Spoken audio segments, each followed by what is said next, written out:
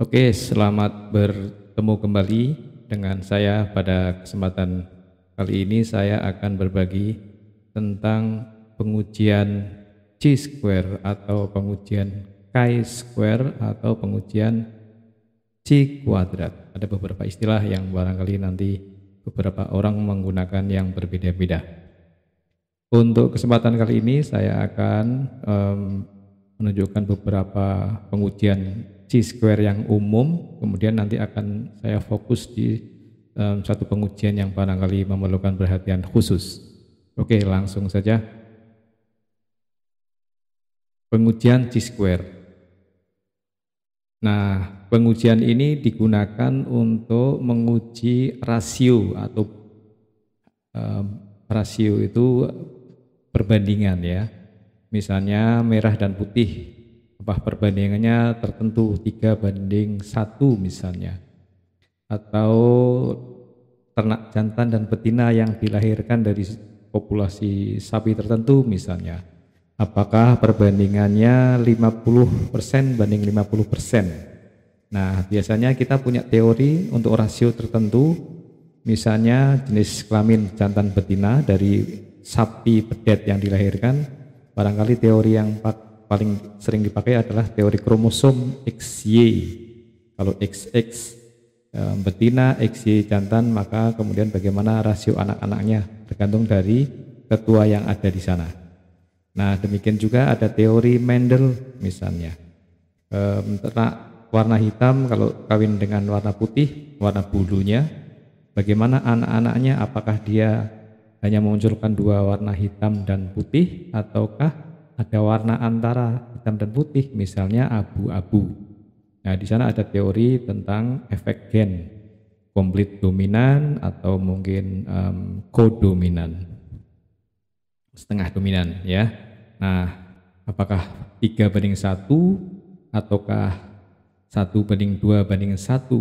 Nah, jadi kita membandingkan observasi dengan teoritisnya atau ekspektasinya. Oke, ada 3 yang umum ya. Yang 3 yang umum yaitu disebutnya pengujian goodness of fit tadi, yang satu arah klasifikasi satu arah. Jadi ada pengelompokannya atau groupingnya hanya ada satu arah. Misalnya tadi warna bulu, sudah ada pengelompokan warna bulu. Merah, mungkin satu lagi putih, atau hitam, abu-abu, putih. Walaupun tadi kelompoknya 3, tapi klasifikasinya adalah tentang warna bulu. Ini yang dimaksud dengan klasifikasi satu arah. Jenis kelamin jantan, betina. Nah, kemudian yang klasifikasi 2 arah. Klasifikasi 2 arah misalnya selain tadi warna merah, putih atau hitam, abu-abu, putih, kemudian ada klasifikasi lagi atau grouping lagi, jenis kelamin. Nah, jadi tujuannya nanti akan membandingkan apakah tadi kalau ini bisa dilihat sebagai pengaruh kelompokan warna itu pada jenis kelamin, apakah ada pengaruhnya tidak ini. Nah, akan terbukti nanti menggunakan chi-square test atau pengujian chi-square. Jadi klasifikasi satu arah, kemudian klasifikasi 2 arah. Nah, yang kemudian yang ketiga adalah pengujian distribusi tertentu. Ini kalau dilihat dari klasifikasinya adalah klasifikasi satu arah. Jadi ada pengelompokan. Jadi misalnya distribusi, kita akan menguji apakah data bobot lahir domba kita itu terdistribusi secara normal. Nah, kita tahu bahwa distribusi normal itu punya ciri-ciri, misalnya dia terdistribusi simetrik. Ada kelompok yang kecil, agak besar, besar dan seterusnya. Ada yang nilai tengah di rata-rata itu, kemudian sebelah kanannya turun lagi. Besarnya sudah turun. Nah, simetrik seperti itu, ciri-ciri dari normal. Atau dia misalnya skewed, miring ke kiri atau miring kanan, berarti dia tidak normal. Nah, kita bisa uji apakah data bobot lahir domba tadi misalnya, apakah terdistribusi normal atau tidak. Nah, saya akan lebih banyak menjelaskan tentang yang pengujian chi-square untuk menguji distribusi tertentu. Data kita mengikuti distribusi tertentu atau tidak. Oke, nah sebelum itu pada prinsipnya rumus yang kita pakai ya, kita menggunakan prinsip rumus yang sama. Kita punya observe atau O yang kita amati, frekuensi atau jumlah ya. Misalnya tadi merah dan putih berapa jumlahnya, 35 banding 20 atau berapa ya. Yang hitam abu-abu putih berapa jumlahnya kalau kita punya 100, apakah 25 ekor, kemudian 50 ekor dan sisanya berapa atau bagaimana. Itu adalah jumlah yang kita amati. Jadi observe, frekuensi observe dari setiap kategori atau kelas itu. Nah, kemudian ada frekuensi expected atau FE, harapan atau teoritis. Kita menggunakan pengetahuan tertentu, ilmu tertentu, misalnya ilmu genetika Mendel tadi. Kalau warna seperti ini kawin dengan warna seperti ini, maka kita punya harapan bagaimana proporsi anaknya dari warna bulu yang dihasilkan misalnya. Nah, itu adalah expected, frekuensi expected. Pada prinsipnya pengujian chi-square ini menggunakan rumus ini ya, sama. Frekuensi observe, FO, dan frekuensi expected. Kita hitung, nanti kemudian masing-masing kategori kita hitung seperti ini, FO minus FE kuadrat dibagi dengan FE-nya masing-masing itu, kita jumlahkan pada semua kategori itu. Nah, kalau yang dua kategori atau klasifikasi dua arah, karena ada klasifikasi, kalau kita tabulasikan maka data kita ada kategori ke bawah, ya, ada kategori ke bawah, ada kategori ke kanan. Jadi ada tabel, misalnya seperti ini. Nah, ada kategori ke bawah. Kategorinya misalnya ini namanya, jadi kategori 1, kategori 2. Merah putih misalnya. Nah, ada lagi kategori ke kanan ini 1, 2, 3 misalnya bertanduk, ini bertanduk panjang, bertanduk sedang, bertanduk pendek misalnya. Nah, kategori seperti itu bisa. Atau mungkin menggunakan metode tertentu, klasifikasi ke bawah nilai baik, sedang, rendah, yang ke kanan tahun misalnya, dan bisa dikembangkan yang lainnya. Itu adalah klasifikasi dua arah. Kita menghitung O dan E seperti ini. Sama prinsipnya. Kemudian dimasukkan ke rumus ini, O dengan E dikuadratkan dibagi dengan E-nya. Nanti kita jumlahkan ke bawah, yang kita semuanya akan menghitung chi-square hitung. Yang nanti ini kita bandingkan dengan chi-square tabel. Dengan alfa yang umum kita pakai yaitu 5% dan 1%. Di mana posisi dari nilai chi-square hitung itu? Apakah masuk ke wilayah penerimaan atau masuk ke wilayah penolakan? Masuk wilayah penolakan adalah daerah yang kecil 5% tadi itu dari luas area distribusi kita. Yang 95% itu adalah daerah penerimaan. Artinya kita menerima hipotesis 0 kita, H0 kita. Kalau masuk daerah penerimaan berarti kita menerima H0 kita. Kalau masuk daerah penolakan berarti masuk ke atau menolak H0. Kalau kita ambil distribusi ini, maka misalkan di sini, nah yang di sini semua area ini adalah dia 95%. Ini adalah daerah penerimaan, menerima H0. Yang di sini sisanya ini adalah 5%. Ini adalah daerah penolakan. Nanti kita bagi lagi di sini ada 1%. Yaitu daerah penolakan dengan tanda, kalau di sini bintang 1, di sini bintang 2. Masih ingat pada pelajaran pengujian hipotesis yang sebelumnya. Oke, kita lanjutkan. Nah, pengujian distribusi prinsipnya juga sama seperti ini ya, menghitung sama. Nah, kita akan melihat contoh langsung saja. Kita lihat contoh, misalnya kita menggunakan ini ya, kita menggunakan bobot badan domba misalnya ya. Kita punya ingat pada distribusi kontinu kita tidak menghitung proporsi atau probabilitas dari setiap angka ya kontinu itu, tetapi kita menghitung proporsi kelas antara misalnya 23 kilo sampai 25 kilo ada berapa ya, kita kategorikan 25 sampai 27 berapa dan seterusnya, misalnya datanya seperti ini. Jadi ini adalah kategorinya yang ke bawah sini. Kemudian ini adalah frekuensi pengamatan kita dalam bentuk ekor ya, misalnya 4 ekor, 19, 48 dan sebagainya. Totalnya ada 200 kalau dalam contoh ini. Oke, jadi ini problem yang kita ingin pecahkan adalah apakah data bobot badan domba yang 200 ekor itu, sampel kita, apakah dia mengikuti distribusi normal dengan nilai tengah 30 kg dan simpang baku 25 kg. Nah, ditulisnya seperti ini, apakah bobot badan itu terdistribusi normal dengan nilai tengah 30 dan simpang baku 25, kita uji. Nah, oke. Nah, jadi kita akan kita menyusun hipotesisnya seperti ini ya. Hipotesis nolnya adalah data kita terdistribusi punya nilai tengah 30 dan simpang baku 25. Kemudian yang hipotesis alternatifnya adalah lawannya, seperti pada materi sebelumnya tentang pengujian hipotesis. Nah, pada prinsipnya kita akan menghitung kelas-kelas ini, kemudian kita akan membandingkan nanti dengan frekuensi teoritisnya. Jadi kalau ini antara tadi nilai tengah 30 simpang baku 2,5 itu, kalau saya punya nilai 23 sampai 25, saya punya nilai 4. Secara teoritis berapa? Oh, 4,04 misalnya, atau 5 atau berapa ya. Nah, bagaimana kita menghitung nilai teoritisnya?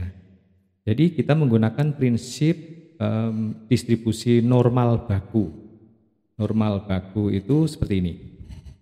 Normal baku itu adalah nilai distribusi atau distribusi normal dengan nilai tengah 0 dan simpang baku 1. Nah, ini kita sudah punya tabelnya. Nanti ada tabel namanya distribusi Z. Ya, distribusi Z itu dia menunjukkan probabilitas pada nilai tertentu sampai ke titik tertentu. Di tabel, kalau yang tabel Z itu adalah dari nilai tertentu yang ada ditunjukkan itu sampai kepada 0. Jadi di sana di tabel Z itu misalnya ada 1,2 ya, nilai Z pada 1,2 itu artinya dia hasilnya di tabulasi itu dia mengukur atau menyatakan probabilitas dari 1,2 sampai ke 0 yang di bawah kurva. Jadi ini kalau di gambar adalah daerah dari yang 0 ke sini, kemudian yang di bawah kurva ini. Jadi ini semua diarsir. Nah, itu adalah nilai probabilitas yang ditujukan di dalam tabel Z. Oke. Nah, bagaimana kita bisa sampai kepada angka distribusi normal baku? Nah, kita mengkonversi dari distribusi aslinya, angka-angka yang kita miliki, kita standarisasi, kita ubah. Nah, ini, jadi kita standarisasi, standardize. Jadi Y kita akan kita konversi menjadi nilai Z, yaitu dikurangi dengan nilai tengahnya, mu kita tadi 30, kemudian dibagi dengan simpang baku kita tadi itu, yaitu 2,5. Jadi semua nilai Y kita itu kita konversi, misalnya ini ya 23, nilai 23 itu kalau di dalam tabel, di dalam nilai Z itu berapa? Z itu adalah nilai distribusi normal baku, yaitu kita hitung 23 minus 30 dibagi dengan 2,5, ketemunya minus 2,8. Nah, akan saya tunjukkan di sini. Ini adalah distribusi kita Y. Ini kan 23, ada 25 tadi yang di data itu ya, 23, 25, 27 dan seterusnya. Nah, 23 itu kalau kita konversi ke nilai Z itu nilainya berapa? Nah, oke. Nah, kita perlu tahu di standarisasi 23 minus 30 kemudian dibagi dengan 2,5. Jadi sudah saya hitung, saya bantu hitung gambar di slide sini. Nah, nilai 23 itu kalau di standarisasi dengan nilai tengah dan simpang bakunya menjadi minus 2,5. Ya, karena 23 kan di bawah kirinya 30, sebelah kirinya, maka berarti nilainya minus 2,8. Nah, kita sudah baca di dalam tabel Z. Di tabel Z tidak ada nilai yang Z minus, adanya positif. Karena sifat simetrisitas dari distribusi normal, maka kalau kita mencari luas area dari minus 2,8 sampai ke 0, di sana nggak ada di dalam tabel. Yang ada adalah 2,8 yang itu luas areanya sama 2,8 ke kiri sampai 0 itu sama dengan minus 2,8 sampai 0 kan, karena sifat simetrisitas. Demikian juga kalau ketemunya minus 2,0 dari angka Y itu kita konversi atau standarisasi menjadi minus 2,0, itu di dalam tabel Z nggak ada, adanya kita cari yang 2,0. Jadi luas area dari minus 2,0 sampai 0 di bawah kurva ini kalau diarsir itu sama dengan luas area atau bahasa lainnya probabilitas dari 0 sampai positif 2. Oke, sampai sini bisa diikuti. Kemudian dilanjutkan dengan angka-angka yang lain, Z1, Z2.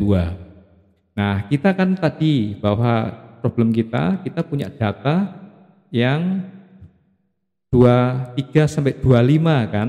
Nah, 23 sampai 25 itu ada berapa persen? Kita harus tahu dulu persentase supaya bisa tahu berapa ekor harapannya, ya kan? Nah, persentase itu bisa didapat dari distribusi normal tadi. Berapa kalau dari 23 sampai 25 itu kan berarti luas area ini yang sempit ini kan di bawah kurva dari 23 sampai 25. Ya, nanti sama dengan 35 sampai 37 kalau dihitung ya. Oke, tapi kita fokus di sini. 23 sampai 25. Nah, kita konversi ke Z, ketemunya adalah minus 2,8 sampai minus 2,0. Nah, kita tahu bahwa nilai dari minus 2,8 sampai 0 itu ada di tabel Z yang kita baca, yaitu dari titik 2, dari nilai 2,8. 2,8 sampai 0 itu sama dengan minus 2,8 sampai 0 kan. Nah, oke, jadi simetrisitas ini saya akan pindahkan, saya membacanya yang sebelah kanan supaya sama. Jadi minus 2,8 itu adalah positif 2,8, minus 2,0 adalah 2,0. Jadi kalau kita ingin mencari luas area ini, minus 2,8 sampai minus 2,0 sama dengan 2,0 sampai 2,8. Karena sifat simetrisitas. Sampai sini oke? Oke, kita lanjut. Nah, kita berarti mencari nilai Z di tabel, yaitu untuk nilai 2,8. Ini luas areanya lebih luas daripada 2,0 sampai 0. Maka kalau kita ingin mencari luas area 2,0 sampai minus 2,8 saja, berarti adalah luas area dari 0 sampai ke 2,8 dikurangi dari 0 sampai ke 2,0. Betul? Betul, karena selisihnya saja. Kita ingin cari yang di sini.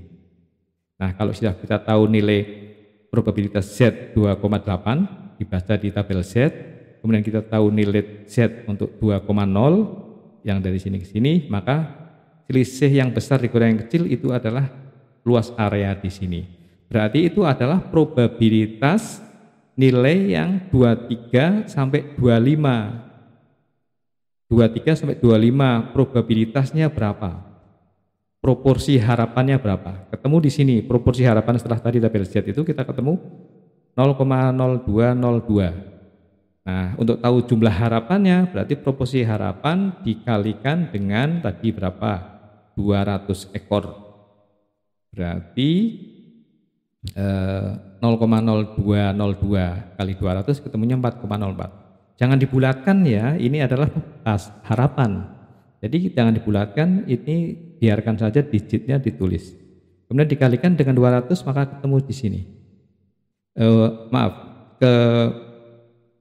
Ketemu frekuensi harapan, 0,0202 kalikan 200 ketemunya 4,04. Nah, sama dengan pengujian chi-square yang lainnya, kita menghitung kuadrat dari observed minus expected, kuadrat ini ya dibagi dengan FE-nya.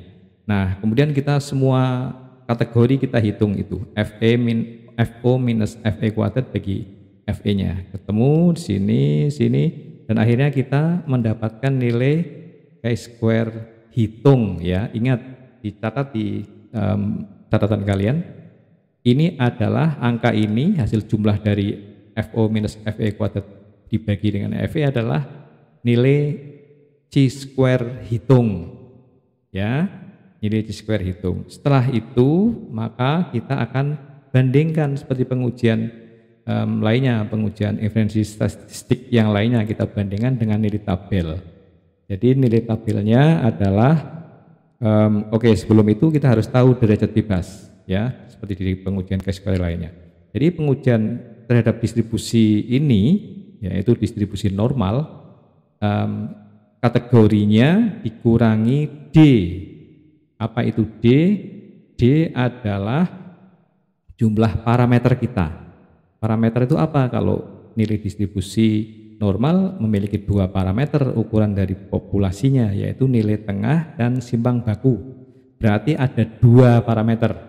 Makanya D nilainya adalah 2. K-nya kategori ada 7, kemudian ada satu lagi seperti biasanya kita untuk mengurangi derajat bebas. Jadi 7 minus 2 minus 1 sama dengan 4. Nah, dilihat di dalam tabel chi-square pada alfa 5% dan dB, jadi ini sebaiknya ditulis seperti ini, titik 2. Maaf ya, ini salah. Jadi harusnya adalah chi-square dalam kurung 0,05 yaitu alfa titik 2 dB, dB-nya 4. Ketemunya 9,488. Untuk yang chi-square 1% dB 4, ketemunya 13. Nah, di mana posisi nilai chi-square hitung atau chi-square hitungnya? Dia berada di sebelah kiri dari batas 9,488. Bagaimana kesimpulannya? Masuk daerah penerimaan atau penolakan? Karena lebih kecil dari nilai batas chi-square hitung, maka berarti dia ada di sebelah kiri. Berarti masuk ke daerah penerimaan. Sehingga ini kita menerima H0 bahwa distribusi data bobot badan kita itu adalah distribusi normal. Oke, saya kira itu mudah-mudahan bisa membantu. Videonya bisa diputar ulang, dan tentu saja kalau subscribe dan mencet tombol like sangat saya apresiasi. Terima kasih, sampai bertemu kembali pada video tutorial atau video kuliah yang lainnya.